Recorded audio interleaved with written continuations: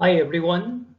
Last class I told you about Dr. B.R. Ambedkar, and today I'll be giving you a historical background quiz. I'll be giving you 12 questions and answers, and afterwards I'll be discussing what is the Constituent Assembly of India. Right.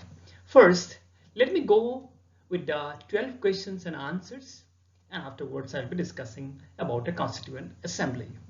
The first question: who was the chairman of the drafting committee of the Constituent Assembly? Answer: Dr. B.R. Ambedkar.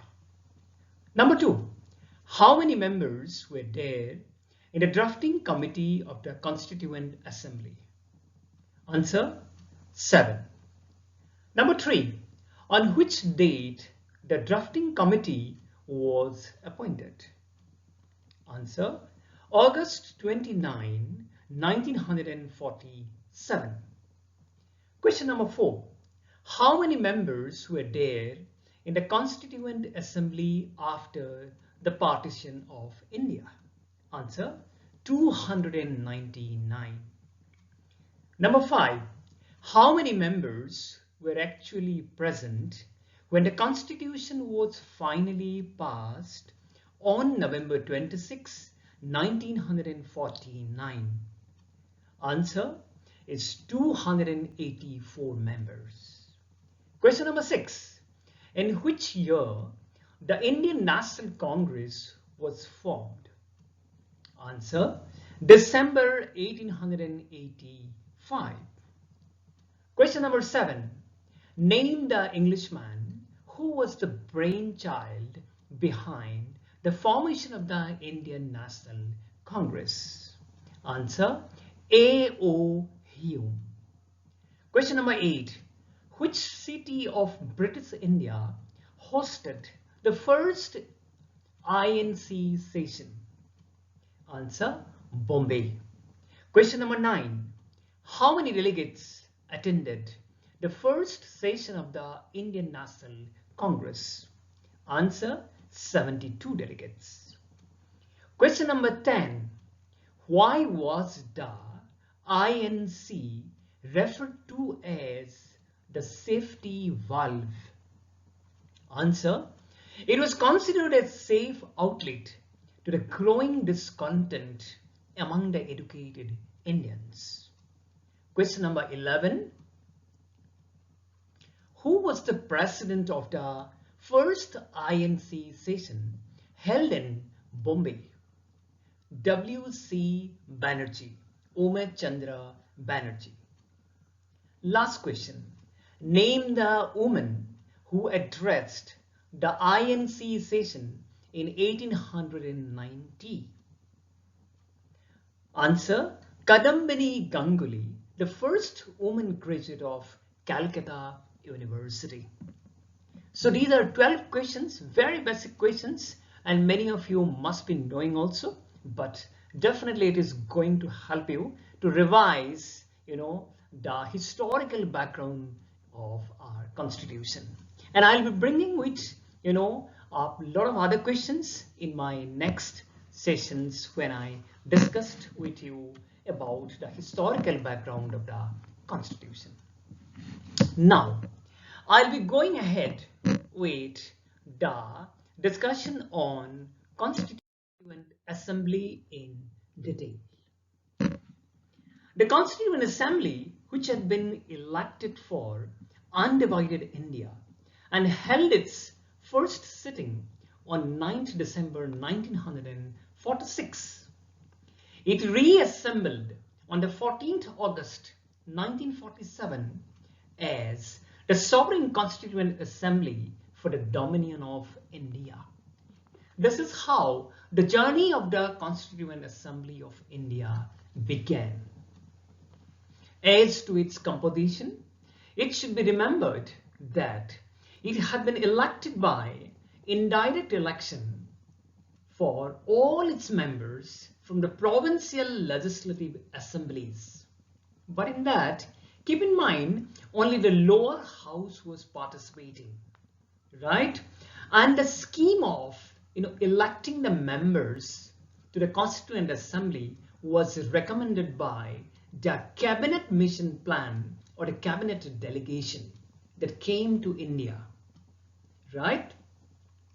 The essentials of this scheme put forwarded by the Cabinet Mission were as follows. Number one, each province and each Indian state or group of states were allotted the total number of seats proportional to their respective populations, roughly in the ratio of 1 to a million. As a result, the provinces were to elect 292 members, while the Indian states were allotted a minimum of 93 seats only. Second, the seats in each province were distributed among the three main communities. They are Muslims, Sikhs, and General, in proportion to their respective populations. Number three, members of each community in the Provincial Legislative Assembly elected their own representatives by the method of proportional representation with single transferable vote. Number four, the method of selection in the case of representatives of Indian states was to be determined by consultation. So these are the four main points that was emphasized by the Cabinet Mission Plan. Now, as a result of the partition under the plan of June 3, 1947, a separate constituent assembly was set up for Pakistan that we all know very well. The representatives of Bengal, Punjab, Sindh, Northwestern Frontier Province, Baluchistan, and the Sylhet district of Assam, which had joined Pakistan by referendum, ceased to be members of the Constituent Assembly of India. And there was a new election in the new provinces of West Bengal and East Punjab, because these two states had to be divided, right? In the result, when the Constituent Assembly reassembled on the 31st of October 1947, the membership of the House was reduced to 299. Of these, 284 members were actually present on the 26th of November 1949 and finally signed the Constitution. So when we, finally passed the Constitution, only 284 members put their signatures on that. The salient principles of the proposed Constitution had been outlined by various committees of the Constituent Assembly, like the Union Consultation Constitution Committee, the Union Powers Committee, Committee on Fundamental Rights, and after the general discussion of the reports of these committees, the Assembly appointed a drafting committee on 29th August 1947. The drafting committee, under the chairmanship of Dr. B.R. Ambedkar, embodied the decision of the Assembly with alternative and additional proposals in the form of a draft Constitution of India, which was published in February 1948.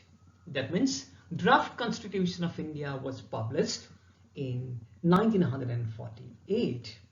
The Constituent Assembly next met in November 1948 to consider the provisions of the draft clause by clause. After several sessions, the constitution of the clauses or second reading was completed by the 17th October 1949. The Constituent Assembly again sat on the 14th November 1949 for the third reading and finished it on 26 November 1949, on which date the Constitution received the signature of the President of the Assembly and was declared as passed. As I told you, on that day only 284 members were present and signed on the Constitution. Now, finally, the provisions relating to citizenship, elections, provisional parliament, temporary and transitional provisions were given immediate effect. That means they all came into being from November 26, 1949. The rest of the Constitution came into force only on the 26th January 1950. And this date is referred to in the Constitution as the date of its commencement. I mean the date of its beginning.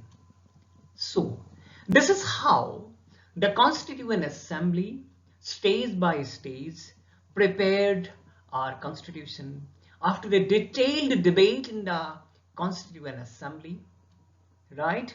And this Constituent Assembly could even be called as the mini parliament. This is where Dr. B.R. Ambedkar presented the Constitution in front of all the august members, and all of them debated, discussed, and delegated, and finally our Constitution came into being. This is a long journey. This is how we have got the longest Constitution in the world. It's a long and a very memorable journey for all of us. So I stop here. Again, I'll be bringing a fresh video on the historical background of our Constitution in my next presentation. Thank you so much.